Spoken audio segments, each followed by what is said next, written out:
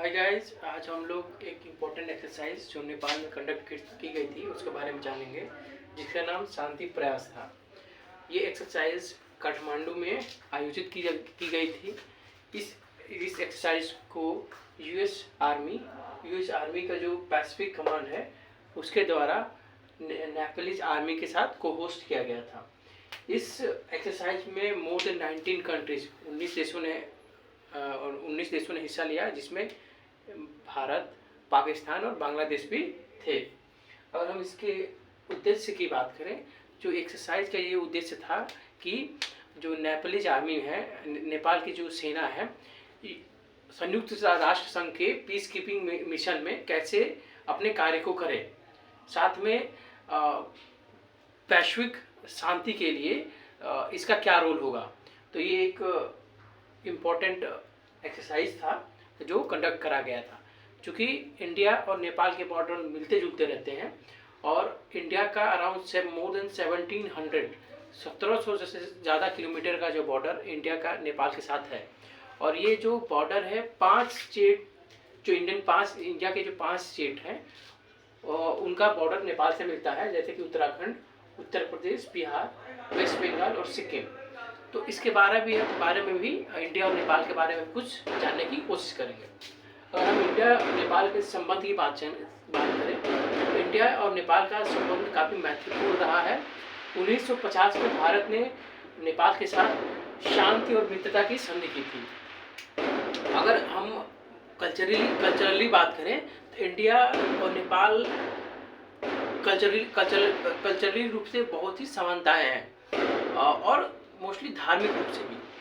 साथ में अगर हम इंडिया का जो इन कोलैबोरेशन विद नेपाल के साथ जो कार्य है वो वेरियस मतलब काफ़ी अनेकों क्षेत्रों में रहा है। भारत ने वहाँ पे डैम्स बनाए हैं। अगर हम बात करें, चूँकि नेपाल एक लैंडलॉक कंट्री है, तो सारा जो भी नेपाल का इंपोर्ट होता है फॉरेन से, इंडिया के थ्रू ही आता है।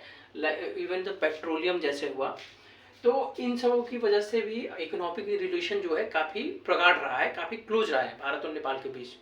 भारत जो है नेपाल का लार्जेस्ट ट्रेडिंग पार्टनर भी है। साथ में भारत जो है नेपाल को हर साल ग्रांट्स प्रोवाइड करता है और for the various development issues.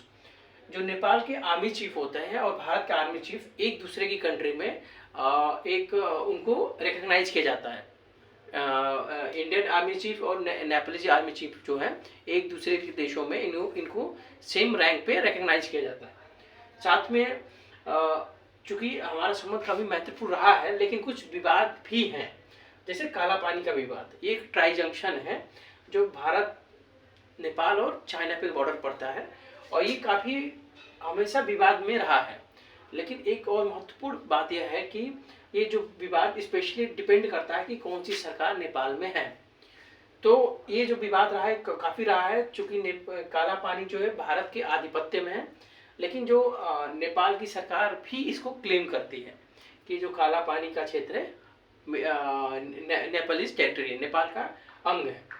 इस वजह से काफ़ी विवाद में रहा है। साथ में अगर भारत और नेपाल के सैन्य संबंध की हम बात करते हैं तो वो जो दोनों देश है सूर्य किरण नामक एक एक्सरसाइज हर साल कंडक्ट करते हैं। जो इस साल जो हुआ था पिथौरागढ़ उत्तराखंड में हुआ था। इसका जो होता है जंगल वॉरफेयर, जंगल में युद्ध, पहाड़ी क्षेत्रों में युद्ध, और साथ में आतंकवाद विरोधी, और साथ में मानवीय सहायता ड्यूरिंग डिजास्टर मैनेजमेंट।